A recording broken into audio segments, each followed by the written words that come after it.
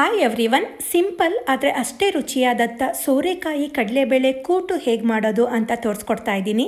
ಇದಂತೂ ಎಲ್ಲದಕ್ಕೂ ಒಳ್ಳೆ ಕಾಂಬಿನೇಷನ್ ಆಗುತ್ತೆ. ದೋಸೆನೇ ಆಗಲಿ, ಚಪಾತಿ, ರೊಟ್ಟಿಗೆ ಆಗಲಿ, ಹಾಗೆ ಬಿಸಿ ಬಿಸಿ ಅನ್ನಕ್ಕೆ ತುಪ್ಪದ ಜೊತೆ ಹಾಕೊಂಡು ತಿನ್ನಲಿಕ್ಕಂತೂ ತುಂಬಾ ರುಚಿ.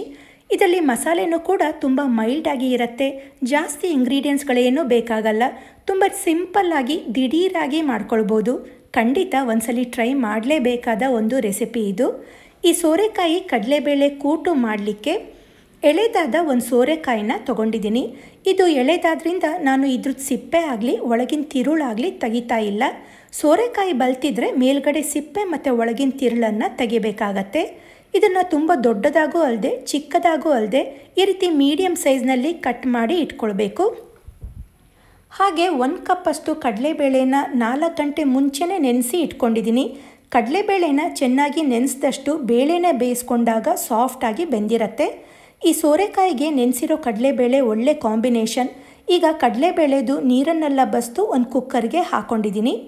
ಹಾಗೆ ಹೆಚ್ಕೊಂಡಿರೋ ಸೋರೆಕಾಯಿನೂ ಕೂಡ ಸೇರಿಸ್ಕೊಂಡಿದ್ದೀನಿ.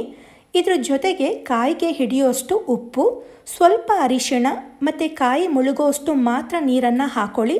ಜಾಸ್ತಿ ಹಾಕಲಿಕ್ಕೆ ಹೋಗಬೇಡಿ. ಇದನ್ನು ಒಂದ್ಸಲಿ ಮಿಕ್ಸ್ ಮಾಡಿಕೊಂಡು 3ರಿಂದ 4 ವಿಷಲ್ ಕೂಗಿಸ್ಕೊಳ್ಬೇಕು. ಕಡಲೆಬೇಳೆ ಸಾಫ್ಟಾಗಿ ಬೆಂದಷ್ಟು ಕೂಟು ತುಂಬ ರುಚಿ ಬರುತ್ತೆ. ಇದು ಬೇಯೋ ಅಷ್ಟರಲ್ಲಿ ಮಸಾಲೆ ರುಬ್ಕೊಳ್ಳೋಕ್ಕೆ ಜಾರ್ಗೆ 4ರಿಂದ 5 ಟೇಬಲ್ ಸ್ಪೂನಷ್ಟು ತುರಿದಿರೋ ಕಾಯಿ ಹಾಕಿದ್ದೀನಿ. ಹಾಗೆ 6ರಿಂದ 8 ಎಸಳು ಬೆಳ್ಳುಳ್ಳಿ, ಒಂದು ಅರ್ಧ ಇಂಚಷ್ಟು ಶುಂಠಿ, ಹಾಗೆ 3 ಹಸಿಮೆಣಸು. ಇದಕ್ಕೆ ಖಾರದ ಪುಡಿನೂ ಹಾಕೋದ್ರಿಂದ ಹಸಿಮೆಣಸು ಸ್ವಲ್ಪ ಹಾಕಿದ್ದೀನಿ. ಸ್ವಲ್ಪ ಕೊತ್ತಂಬರಿ ಸೊಪ್ಪು. ರುಬ್ಬಕ್ಕೆ ಸ್ವಲ್ಪ ನೀರು ಹಾಕ್ಕೊಂಡು ತುಂಬ ನೈಸಾಗೂ ಅಲ್ಲದೆ ತುಂಬ ತರಿತರಿಯಾಗೂ ಅಲ್ಲದೆ ರುಬ್ಕೊಳ್ಳಿ. ತುಂಬ ನೈಸಾದರೂ ಕೂಟು ಚೆನ್ನಾಗಿ ಅನಿಸಲ್ಲ. ಈಗ ಒಂದು ಕಡಾಯಿಯಲ್ಲಿ 4 ಟೀ ಸ್ಪೂನ್ ಎಣ್ಣೆ ಕಾಯಿಸಿ, ಎಣ್ಣೆ ಕಾದ್ಮೇಲೆ ಅರ್ಧ ಟೀ ಸ್ಪೂನ್ ಜೀರಿಗೆ ಹಾಕಿ, ಜೀರಿಗೆ ಫ್ರೈ ಆದಮೇಲೆ ಹೆಚ್ಕೊಂಡಿರೋ 2 ಈರುಳ್ಳಿ ಮತ್ತು ಕರಿಬೇವನ್ನು ಹಾಕಿ ಈರುಳ್ಳಿನ ಫ್ರೈ ಮಾಡ್ಕೊಳ್ಬೇಕು. ಈರುಳ್ಳಿ ಎಲ್ಲ ಚೆನ್ನಾಗಿ ಫ್ರೈ ಆದಮೇಲೆ ಹೆಚ್ಕೊಂಡಿರೋ 2 ಟೊಮ್ಯಾಟೊ ಹಾಕಿ ಟೊಮ್ಯಾಟೊ ಸಾಫ್ಟ್ ಆಗೋ ತನಕ ಫ್ರೈ ಮಾಡ್ಕೊಳ್ಬೇಕು. ಟೊಮ್ಯಾಟೊನ ನಾವು ಬೇಳೆ ಬೇಯಿಸ್ಕೊಳ್ಬೇಕಾದ್ರೂ ಹಾಕಿ ಬೇಯಿಸ್ಕೊಳ್ಬೋದು. ಆದರೆ ಟೊಮ್ಯಾಟೊನ ಒಗ್ಗರಣೆಯಲ್ಲಿ ಈ ರೀತಿ ಫ್ರೈ ಮಾಡಿದ್ರೆ ಟೇಸ್ಟ್ ಚೆನ್ನಾಗಿರುತ್ತೆ. ಈಗ ಟೊಮ್ಯಾಟೊ ಕೂಡ ಸಾಫ್ಟ್ ಆಗಿದೆ. ಇದಕ್ಕೀಗ ರುಚಿಗೆ ತಕ್ಕಷ್ಟು ಉಪ್ಪು, ಒಂದು 1/4 ಟೀ ಸ್ಪೂನ್ ಅರಿಶಿಣ, 1 ಟೇಬಲ್ ಸ್ಪೂನಷ್ಟು ಖಾರದ ಪುಡಿ, ಹಾಗೆ ಒಂದು ಅರ್ಧ ಟೀ ಸ್ಪೂನ್ ಕೊತ್ತಂಬರಿ ಪುಡಿ ಹಾಕಿ ನೀಟಾಗಿ ಮಿಕ್ಸ್ ಮಾಡಿಕೊಂಡು 1 ನಿಮಿಷ ಫ್ರೈ ಮಾಡ್ಕೊಳ್ಳಿ. ಕಾಯಿ ಬೇಯಿಸ್ಕೊಳ್ಬೇಕಾದ್ರೂ ಉಪ್ಪನ್ನು ಹಾಕಿದ್ವಿ, ಆದ್ದರಿಂದ ಈಗ ಉಪ್ಪನ್ನು ನೋಡಿ ಹಾಕ್ಕೊಳ್ಳಿ. ಈಗ ಇದಕ್ಕೆ ರುಬ್ಕೊಂಡಂಥ ಮಸಾಲೆ ಹಾಕ್ಕೊಂಡು ಶುಂಠಿ ಬೆಳ್ಳುಳ್ಳಿದು ಹಸಿ ವಾಸನೆ ಹೋಗೋ ತನಕ ಒಂದು 2 ನಿಮಿಷ ಫ್ರೈ ಮಾಡ್ಕೊಳ್ಬೇಕು. ಬೆಳ್ಳುಳ್ಳಿ ಬಳಸಲಿಕ್ಕೆ ಇಷ್ಟಪಡದೇ ಇರೋರು ಬರೀ ಶುಂಠಿನ ಹಾಕ್ಕೊಳ್ಬೋದು. ಆದರೆ ಬೆಳ್ಳುಳ್ಳಿ ಹಾಕಿದ್ರೆ ರುಚಿ ಚೆನ್ನಾಗಿರುತ್ತೆ. ಈಗ ಈ ಮಸಾಲೆ ಎಲ್ಲ ಚೆನ್ನಾಗಿ ಫ್ರೈ ಆಗಿದೆ. ಕುಕ್ಕರ್ನಲ್ಲಿ ಸೋರೆಕಾಯಿ ಕಡಲೆಬೇಳೆನ ಬೇಯಲಿಕ್ಕೆ ಇಟ್ಟಿದ್ವಲ್ಲ, ಅದು ಕೂಡ ಪ್ರೆಷರೆಲ್ಲ ಹೋಗಿ ಕಡಲೆಬೇಳೆ ಎಲ್ಲ ಸಾಫ್ಟಾಗಿ ಬೆಂದಿದೆ. ಇದನ್ನೀಗ ಮಸಾಲೆಗೆ ನೀರಿನ ಸಮೇತ ಸೇರಿಸ್ಕೊಂಡು ಮಿಕ್ಸ್ ಮಾಡಿ ಕುದಿಲಿಕ್ಕೆ ಬಿಡಬೇಕು.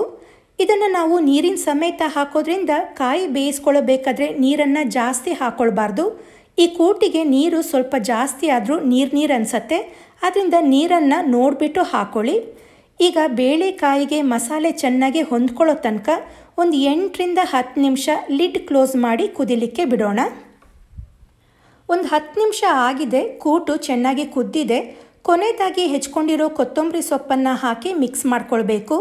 ಈ ಕೂಟನ್ನು ನಾವು ಬರೀ ಹಸಿಮೆಣಸು ಹಾಕಿ ಇಲ್ಲ ಬರೀ ಖಾರದ ಪುಡಿನ ಹಾಕಿ ಕೂಡ ಮಾಡ್ಕೊಳ್ಬೋದು. ಆದರೆ ಅರ್ಧ ಹಸಿಮೆಣಸು ಇನ್ನರ್ಧ ಖಾರದ ಪುಡಿ ಹಾಕಿ ಮಾಡಿದ್ರೆ ಟೇಸ್ಟ್ ತುಂಬಾ ಚೆನ್ನಾಗಿರುತ್ತೆ. ಈಗ ತುಂಬಾ ರುಚಿಯಾದಂಥ ಸೋರೆಕಾಯಿ ಕಡಲೆಬೇಳೆ ಕೂಟು ರೆಡಿಯಾಗಿದೆ. ಈ ಕೂಟಂತೂ ತುಂಬಾ ರುಚಿಯಾಗಿರುತ್ತೆ. ತುಂಬ ಸಿಂಪಲ್ಲಾಗಿ ಮಾಡ್ಕೊಳ್ಬೋದು. ಸೋರೆಕಾಯಿ ಆರೋಗ್ಯಕ್ಕೂ ಕೂಡ ಒಳ್ಳೆಯದು. ಇದ್ರ ಜೊತೆಗೆ ಕಡಲೆಬೇಳೆ ಕಾಂಬಿನೇಷನ್ ತುಂಬಾ ಚೆನ್ನಾಗಿರುತ್ತೆ. ಖಂಡಿತ ಟ್ರೈ ಮಾಡಿ. ಈ ಸೋರೆಕಾಯಿ ಕಡಲೆಬೇಳೆ ಕೂಟು ರೆಸಿಪಿ ನಿಮಗೆ ಇಷ್ಟ ಆಗಿದ್ದರೆ ಕಮೆಂಟ್ ಮಾಡಿ ತಿಳಿಸಿ. ಹಾಗೆ ವಿಡಿಯೋಗೆ ಲೈಕ್ ಕೊಡಿ, ಶೇರ್ ಮಾಡಿ, ನನ್ನ ಚಾನಲ್ನ ಸಬ್ಸ್ಕ್ರೈಬ್ ಮಾಡ್ಕೊಳ್ಳಿ. ಹಾಗೆ ನನ್ನ ಚಾನಲ್ನ ಫಾಲೋ ಮಾಡೋದನ್ನು ಮರಿಬೇಡಿ. Thank you.